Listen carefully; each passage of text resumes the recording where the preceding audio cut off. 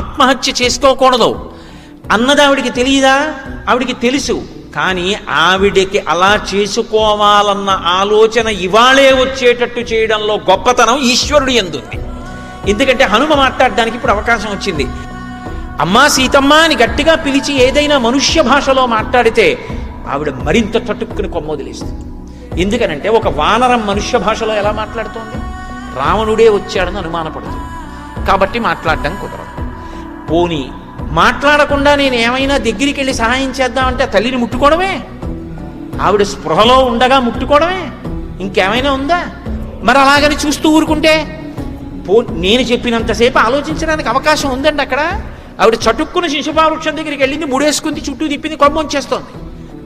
ఇంత నవవ్యాకరణ పండితుడు, ఇంత బుద్ధిమతాం వరిష్టం, ఇంత శీలవైభవం ఉన్నవాడు, ఇంత ఇంద్రియ నిగ్రహం ఉన్నవాడు, అంత గమన వేగం ఉన్నవాడు, ఇంతటి మహానుభావుడికి అసలు ఏం మాట్లాడాలో కూడా అర్థం కాలేదు, ఏం చెయ్యాలో అంతకన్నా అర్థం కాలేదు. ఆ కొమ్మల్లో గిరగిర తిరిగేశాడు. చూడండి, ఏం చెయ్యాలో తెలియనప్పుడు ఏమీ చేయలేక అటు ఇటు తిరిగేస్తాడు కంగారులోను. అలా తిరిగేశారు ఆ కొమ్మల్లో. ఎలా? నేనేమైనా మాట్లాడితే రాక్షస స్త్రీలు వింటారు, ఈవిడ మాట దేవుడిరుగు, వాళ్ళకి నాకు యుద్ధం జరుగుతుంది, జయాపజయములు విధి నిర్ణీతములు, ఈ లోపల సీతమ్మ ఏమవుతుందో, మళ్ళీ మాట్లాడే అవకాశం ఉంటుందో ఉండదో, నేను ఉంటానో ఉండనో, బ్రతుకుతానో బ్రతకనో, ఓడించిన ఈ తల్లి ఏమవుతుందో, మళ్ళీ తీసుకెళ్లి దాచేస్తారో, ఏమైనా మాట్లాడాలా మాట్లాడక్కర్లేదా, అసలు ఏమి ఆయనకి ఆలోచన రాలేదు. ఈవిడేమో ముడిచేసి. చిత్రం ఏంటంటే ఈశ్వరుడు ఒకడు ఉన్నాడు కదూ, కొద్దిగా కాలం కావాలి, కొమ్మ వదిలిపెట్టడానికి సమయం కావాలి. వెంటనే ఆవిడికి శుభ సూచనలు కనపడ్డాయి. ఆ పువ్వు ఎలా కదులుతుందో అలా అమ్మవారి కన్ను కొట్టుకుంది, కన్ను అదిరింది, ఎడమ భుజం అదిరింది, ఎడమ తొడ అదిరింది, కట్టుకున్న చీర కొద్దిగా జారినట్టు అనిపించింది. అమ్మవారికి వెంటనే ఆలోచన కలిగింది, కాదు కాదు నాకేదో శుభం. త్రిజట చెప్పింది, ఇప్పుడు ఉరిపోసుకుందామంటే వద్దు వద్దు అన్న సంకేతాలు కనపడుతున్నాయి. శకున శాస్త్రానికి ఒక ప్రామాణ్యం ఉంది. ఈశ్వరుడు హెచ్చరిక చేయవలసి వచ్చిందనుకోండి, ఒక శకున రూపంలో చెప్తాడు. మీరు రామాయణాన్ని శకున శాస్త్రంగా చదివితే అంతా శకున శాస్త్రం. నాకు శుభశకునాలు కనపడుతున్నాయే, నాకు ఇంకా ఏం శుభం మిగిలిందని కొద్దిగా ఆగింది. ఈలోగా పైనున్న ఆయనకి అవకాశం దక్కింది. ఆయన వెంటనే ఆలోచించాడు. చచ్చిపోయే వాళ్ళని కూడా బ్రతికించగలిగినటువంటి కథ రామకథ. అందుకని రామకథ చెప్పడం మొదలుపెట్టారు. ఎలా అంటే ఆవిడ వినాలి, ఆవిడ చెవిలో పడాలి, ఆవిడ అనురక్త కావాలి. అనురక్త కావాలి అంటే అమ్మ రాముడు ఉన్నాడమ్మా నన్ను పంపించాడమ్మా అంటే నమ్మదు. ఆవిడ ముందు నమ్మేదాంతో మొదలెట్టాలి. నమ్మేదాంతో మొదలెట్టి ఆవిడికి తెలియంది చెప్పాలి. అప్పుడు అంటే ఇప్పుడు ఆవిడికి ఆశ్వాసం కుదురుతుంది. ఓ ముందుని చెప్పాడు, నమ్మకంగా ఉంది, ఇది కూడా నిజమేమో అనే అనుమానం వచ్చి ఆగుతుంది కాస్త నిర్ధారణ చేసుకోవడానికి. అందుకని పూర్వం ఇక్ష్వాకు వంశంలో పుట్టినటువంటి మహాకీర్తివంతుడు ధర్మాత్ముడైనటువంటి దశరథ మహారాజు గారు అనేటటువంటి రాజు చతురంగ బలాలతో, గజబలంతో, అశ్వబలంతో, సైన్యబలంతో రాజ్యాన్ని పరిపాలన చేస్తూ ధర్మాత్ముడై ఆ వంశానికి ఎంతో పేరు ప్రఖ్యాతులను సంపాదించినటువంటి వాడు ఉండేవాడు. ఆయనకి పెద్ద కుమారుడైనటువంటి రామచంద్రమూర్తి అపారమైనటువంటి ధర్మనిష్ట కలిగినటువంటి వాడు. తండ్రి అయినటువంటి దశరథ మహారాజు గారి ఇచ్చినటువంటి మాట నిలబెట్టడం కోసం, ఆయన్ని సత్యవాక్యమునందు నిలబెట్టడం కోసం భార్య అయిన సీతమ్మతో, తమ్ముడైన లక్ష్మణస్వామితో కలిసి అరణ్యవాసం చేయడానికి దండకారణ్యానికి చేరుకుంటే ఆయనకి ప్రియమైన ఇల్లాలైన సీతమ్మని తెలదగలిగినటువంటి రాక్షసుడు రావణాసురుడు అపహరించి తీసుకొచ్చి సీతమ్మని లంకాపట్టణంలో పెట్టాడు.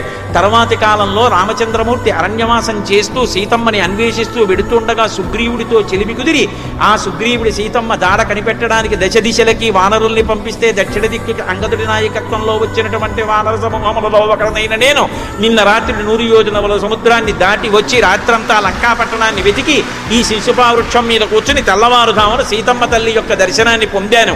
ఈవిడే సీతమ్మ అని ఎలా తెలుసుకున్నాను అంటే, ఎటువంటి నగలు ఆవిడ ఒంటి మీద ఉంటాయని రాముడు చెప్పాడో, ఎటువంటి కాంతితో ఉంటుందని చెప్పాడో, ఎటువంటి లక్షణములతో ఉంటుందని చెప్పాడో, అటువంటి లక్షణములు కలిగి ఇతపూర్వం కిష్కింధలో ఉన్నటువంటి నగలు ఇప్పుడు శరీరం మీద లేక, ఇప్పుడున్నటువంటి నగలు కిష్కింధలో మూటలో లేక, ఇంతకు ముందు పెట్టుకున్న నగల యొక్క మచ్చలు శరీరం మీద ఉండి కృషించి రాముడి కోసం ధ్యానం చేస్తున్న సీతమ్మను చూసి ఆమె యొక్క దర్శనమైందని పరమ సంతోషాన్ని పొంది నేను ఈ చెట్టు మీద కూర్చునున్నాను.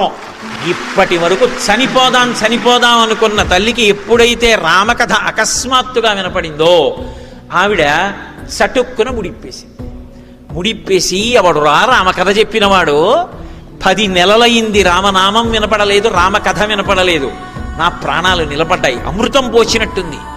ఎవడు నాకు ఈ కథ చెప్పినవాడు అని ఒక్కసారి ఆవిడ ఇలా తల పైకెత్తి కొమ్మలలోకి చూసింది. చూసేటప్పటికీ బంగారు రంగుతో ఉన్నటువంటి కన్నులతో ఆ కొమ్మలలోంచి తెల్లటి బట్టలు కట్టుకుని కిందకి తొంగి చూస్తున్నారు హనుమ. అంటే ఆ తల్లి ఎంత అవ్యవస్థలో ఉందంటే తాను నిద్రపోతూ కలకంటున్నాను అనుకుంటోంది ఆవిడ. అంటే మానసికంగా అంత ఉద్వేగానికి లోనైపోయింది. కానీ ఉత్తర క్షణంలో అనుకుంది, నేను నిద్రపోవట్లేదుగా, రామచంద్రమూర్తికి దూరంగా ఉండి నేను నిద్రపోయానా? అసలు నాకు నిద్ర పట్టింది ఎప్పుడు? అలా నిద్రపట్టి నేను సుఖపడిన రోజుందా రాముడికి దూరమై? ఎన్నడూ నిద్రపోలేదే. నేను నిద్రపోనప్పుడు నాకు కల ఎలా వచ్చింది? నా శరీరం నాకు కనపడుతోంది, నా శరీరాన్ని ముట్టుకుంటే స్పర్శ తెలుస్తోంది, కన్నుల ముందు నాకు ఈ వానరం కనపడుతోంది. కాబట్టి ఇది కల కాదు, ఇది సత్యం. వెంటనే మరి పైన చెప్పిన కథ కొంత తనకి తెలిసిన కథ, కొంత తెలియని కథ. కానీ ఆయన్ని చూస్తే ఎందుకో ఆయన చెప్పినది సత్యం అనిపిస్తోంది. కాబట్టి నాకు ఈయన్ని చూస్తే పుత్రభావన కలుగుతోంది. ఎందుకో నాకు ఎంత మాత్రమో కూడా అబద్ధం చెప్తున్నాడు అని అనిపించట్లేదు. అయినా వెంటనే ఆ తల్లి నమస్కారం చేస్తోంది. అగ్నిహోత్రుడికి బ్రహ్మగారికి నమస్కారం చేస్తున్నాను. ఈ చెట్టు మీద కూర్చుని ఈ వానరం ఏ కథ చెప్పిందో ఆ కథ సత్యమే అగుగాక, ఆ కథ వేరొకలా కాకుండుగాక. మా తల్లి అలా అంటుంటే ఆ పైన ఉన్నటువంటి హనుమ చూస్తున్నారు. అమ్మా, నువ్వు దేవతలకు సంబంధించిన దానివా, యక్ష గంధర్వ కిన్నెర కింపురుషాదులకు చెందిన దానివా? నీ యొక్క లక్షణాలు చూస్తే మనుష్యకాంతలా ఉన్నావు, నీ యొక్క కాంతి చూస్తే దేవతా స్త్రీలా ఉన్నావు, నీ తేజస్సు చూస్తే రాచపుత్ర స్త్రీలా ఉన్నావు. అమ్మా, నువ్వెవరో నిజంగా చెప్పమ్మా. నేను ఎవరనుకుంటున్నావమ్మా? నేను సీతమ్మని అన్వేషిస్తూ వచ్చిన వానరుణ్ణమ్మా. నా ఎందు అనుగ్రహించమ్మా, నీ దర్శనాన్ని పొందాను అనుకుని పొంగిపోతున్నానమ్మా అన్నారు. చెప్పాను కదా, ఆయన వంక చూస్తే ఆ వానరం మాట్లాడుతున్నది పరమసత్యం అనిపించింది ఆవిడికి. కాబట్టి ఆ తల్లి హనుమకి జవాబిస్తూ, ఈ భూమి మీద శత్రు సైన్యములను తపింపచేసినటువంటి మహానుభావుడు దశరథ మహారాజు గారన్న రాజు ఉండేవారు. ఆయన యొక్క కోడల్ని నేను. నా తండ్రి గారు జనక మహారాజు, విదేహ వంశంలో పుట్టినవాడు, మహాజ్ఞాని. అటువంటి తండ్రి కడుపున పుట్టిందాన్ని. ఆయన కడుపున పుట్టాను కాబట్టే కష్టాన్ని ఓర్చుకోగలిగిన శక్తినిచ్చాడు. అటువంటి తండ్రి కూతుర్ని, ఆయన చేతుల మీద పెరిగిన దాన్ని. కాబట్టి ధీమంతుడు, మహాబుద్ధిమంతుడైనటువంటి రామచంద్రమూర్తి యొక్క ఇల్లాల్ని నేనని చెప్పింది. ఆయన పరమ సంతోషపడిపోయి తల మీద అంజలి ఘటించి, అమ్మయ్యా మా తల్లి ధైర్యం చేసి మాట్లాడిందని గబగబా కిందకి దిగొచ్చారు. దిగొచ్చి, అమ్మా అమ్మా ఎంత సంతోషం అమ్మా, నీ గురించి కదమ్మా దశ దిశల వానరములన్నీ వెతుకుతున్నాయి. అమ్మా నీ కోసం కదమ్మా వాలిని చంపేశాడు, నీ కోసం కదమ్మా సుగ్రీవుడికి పట్టాభిషేకం చేశాడు, నీ కోసం కదమ్మా పరితపించిపోతున్నాడు రామచంద్రమూర్తి.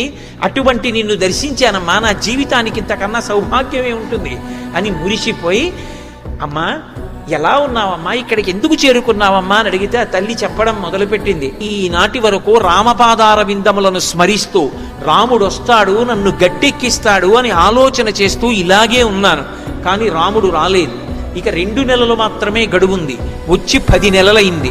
2 నెలల తరువాత తన ఉదయ ఆహారంగా నన్ను ఖండించి తీసుకొచ్చి వండి పెడితే తింటానని రావణుడు ప్రతిజ్ఞ చేసి ఉన్నాడు. కాబట్టి 2 నెలలు గడువిచ్చాడు. నేను మాత్రం ఆయన పాన్పు చేరను. నాకు మిగిలి ఉన్న జీవితకాలం 2 నెలలు. ఈలోగా రాముడు రావాలి, వచ్చి నన్ను రక్షించాలి అని ఆ తల్లి చెప్తుంటే విన్నారు హనుమ. విని, అమ్మా ఎందుకమ్మా అంత బెంగ పెట్టుకుంటావు?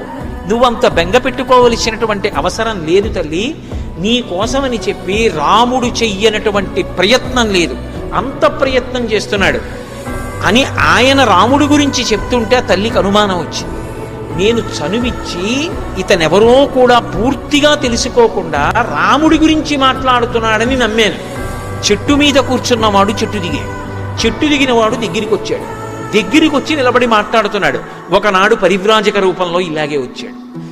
రావణుడే వచ్చి ఉంటాడని నన్ను ఇంకా బాధ పెట్టడం నీకు తగదు రావణ అని ఆ తల్లి విముఖురాలై పక్కకి తల తిప్పుకొని కూర్చుంది. కూర్చున్న తర్వాత, అమ్మా నా పట్ల అపనమ్మకాన్ని పొంది ఉండకమ్మా, నేను యథార్థం చెప్తున్నానమ్మా. నీ నుండి ఎడబాటు పొందినటువంటి రామచంద్రమూర్తి నిన్ను అన్వేషణ చేస్తూ ఒకనాడు కిష్కింధాపురాన్ని చేరుకున్నాడు. అక్కడ ఋష్యమూక పర్వతం మీద రాజ్యాన్ని పోగొట్టుకుని భార్యని పోగొట్టుకుని బాధపడుతున్న సుగ్రీవుడితో అగ్నిసాక్షిగా చెలిమి చేసుకున్నాడు. చేసుకునే ముందు నరులైన రామలక్ష్మణులు ఇద్దరూ నడిచి వెడుతుండగా మారువేషాలలో ఉన్న వాళ్ళని నన్ను సంహరించడానికి వాలి పంపించి ఉంటాడని చెప్పి సుగ్రీవుడు భయపెడుతుంటే నేనే వెళ్ళి నమస్కారం చేసి రామలక్ష్మణుల్ని నా భుజాల మీద కూర్చోబెట్టుకుని తీసుకెళ్లాను. సుగ్రీవుడితో అగ్నిసాక్షిగా చెలిమి చేకూరింది. ఒక్క బాణంతో వాలిని కొట్టాడు. వాలిని సంహరించి సుగ్రీవుడికి పట్టాభిషేకం చేశాడు. ప్రత్యుపకారంగా దశ దిశల వెతకడానికి వానరుల్ని పంపుతానని సుగ్రీవుడు మాటిచ్చాడు. అన్ని దిక్కులకు వానరములను పంపాడు. దక్షిణ దిక్కుకొచ్చిన కొన్ని లక్షల మంది వానరులకు అంగదుడు యువరాజు నాయకత్వం వహించాడు. మిగిలిన వారు ఉత్తర తీరంలో ఉండిపోతే రాత్రి 100 యోజనముల సముద్రాన్ని గడచి వచ్చి ఈ పట్టణమంతా వెతికి తెల్లవారుజామున నీ దర్శనాన్ని పొందాను. కేసరి అనబడేటటువంటి మహావీరుడైన వానరుడు ఉన్నాడు. ఆయన శంబదాసుడు అనేటటువంటి రాక్షసుణ్ణి సంహరించాడు. ఆ కేసరి యొక్క భార్య అయిన అంజనాదేవి యందు వాయుదేవునికి ఔరసపుత్రుడిగా జన్మించిన వాణ్ణి. నేను పుట్టినప్పుడు నా ఎడమ దవడ ఇంద్రుడి చేత విడువబడిన వజ్రం చేత కొట్టబడింది కాబట్టి సొట్టబడిన హనుమలు కలిగిన వాడిని కాబట్టి నన్ను హనుమ అని పిలుస్తారు. అమ్మా నా పేరు హనుమ, ఆశ్వాసమును పొందమ్మా, నన్ను నమ్ము. రామచంద్రమూర్తి యొక్క దాసానదాసుణ్ణి, రాముడు పంపితే వచ్చాను. అమ్మా నేను నీతో పరమ సత్యం చెప్తున్నాను, ఇందులో కించిత్ కూడా అనుమానం లేదు, తల్లి నన్ను నమ్ము అన్నారు. ఆవిడికి నమ్మకం కుదిరింది. నమ్ముతాను కానీ హనుమ, కానీ అసలు వానరులకు నరులకు స్నేహం ఎలా కుదురుతుంది? రాముడితో అంత కలిసి ఉన్నానంటున్నావే, లక్ష్మణుడితో అంత కలిసి ఉన్నానంటున్నావే, ఏది నువ్వు కలిసి ఉన్నది నిజమైతే రామలక్ష్మణులు ఎలా ఉంటారో నాకు చెప్పు చూస్తాను. అమ్మా నీకు తెలియక అడుగుతున్నావా తల్లి? రాముడి గురించి నాతో చెప్పించాలని అడుగుతున్నావమ్మా. రాముడు ఎలా ఉంటాడో చెప్తాను చూడమ్మా. అమ్మా రాముడు పద్మపత్రముల వంటి కన్నులున్నవాడమ్మా. ఆయన్ని చూస్తే సమస్త భూతములు పొంగిపోతాయమ్మా. అమ్మా ఆయన సూర్య భగవానుడు ఎంతటి తేజస్సు కలవాడో అంతటి తేజస్సు కలవాడు. భూమికి ఎంత ఓర్పు అంత ఓర్పు. ఇంద్రుడు ఎంత గొప్పవాడో అంత గొప్పవాడు. రామచంద్రమూర్తితో సమానమైన వాడు లోకంలో ఎక్కడున్నాడమ్మా? ఇక రామచంద్రమూర్తి ఎలా ఉంటాడో చెప్పమంటావా? ఆపాదమస్తకం తల దగ్గర నుంచి గోళ్ల వరకు అరికాళ్ల వరకు సభాముఖంగా వర్ణించడానికి వీలు లేని రీతిలో ఏ అవయవాన్ని విడిచిపెట్టకుండా రామచంద్రమూర్తిని పైనుంచి కింద వరకు వర్ణించేశాడు. తల్లి తెల్లబోయింది. ఆహాహా మహానుభావ, ఇన్నాళ్ళకి రామకథ విన్నాను, ఎన్నాళ్ళకి చెప్పావురా ఈ లంకలో రామకథ. మళ్ళీ పొంగిపోయింది అమ్మ. ఇప్పుడు ఉంగరాన్ని తీసి, అమ్మా నేను వానరుణ్ణమ్మా, రామచంద్రమూర్తి దూతనమ్మా, నీకు నమ్మకం కల్పించడానికి రామచంద్రమూర్తి ఉంగరం తెచ్చానమ్మా. ఈ ఉంగరం తీసుకుని అమ్మా నువ్వు సంతోషాన్ని పొందమ్మా. అమ్మా నీకు చెప్తున్నాను, ఈ క్షణం నుంచి ఇక నీకు దుఃఖం లేదు. అకస్మాత్తుగా భర్త వస్తే లజ్జతో సిగ్గుతో ఎర్రపడిపోయిన ముఖంతో ఉన్నటువంటి మహాపతివ్రతల ఏడిచి ఏడిచి ఉన్న తల్లి రాముడి ఉంగరాన్ని చూసి సంతోషపడిపోయి ఆనందంతో ఎర్రపడిపోయిన సీతమ్మ తల్లి ముఖాన్ని ముట్టుకోకుండా కన్నీళ్లు తులవకుండా నోటి మాటలతో ఆవిడకంత సంతోషాన్నిచ్చి 10 నెలల తర్వాత సంతోషంతో నవ్విన సీతమ్మ తల్లి ముఖాన్ని చూసిన మహాపురుషుడు స్వామి హనుమ ఒక్కరే.